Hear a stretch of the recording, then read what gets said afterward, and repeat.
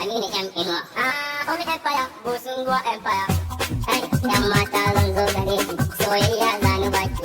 In har na kalle ki yan mata kina sona sosai. Har yanzu ina son ki, sam ni ban barin ki domin kauna ta kama ni kai. Har yanzu ina kaunar ki, yan mata zan zo gunki. Domin soyayya ce zan baki yan mata ki rike ta. Wallahi ina kaunar ki sosai san ba zan bar ki ba. San ki ya kama ni, har yanzu ni ya rike. Wallahi ina kaunar ki yan mata san ban barin ki. Zani baki. Wallahi ni da ke ne muke tare ba ne. Yan mata ina begen da cewa zan baki yanzu. Wallahi dan har na ganki tunani ne nake.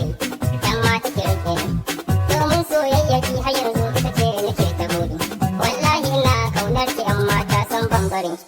Kaunar ki ta kama ni. Kaunar ki ta kama ni. Ta rike ni. Yan mata ta rike ni. Ki taimaka in zo gunki domin na baki kauna. In har na ganki murmushi ne kun kasa ni. Yan mata ina ta shekin na ganki sam ban barin ki.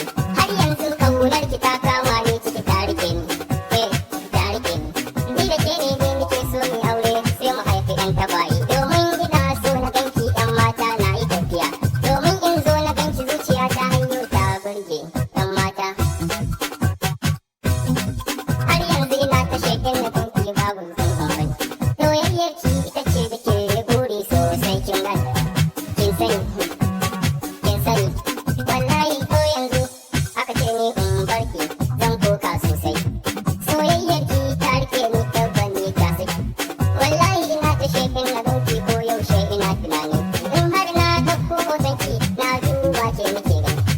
Idan na ganki hankali na zai kwanciya sosai. Domin zuciya ta ranar yau ta buga ni. Soyayyar ki ta rike ni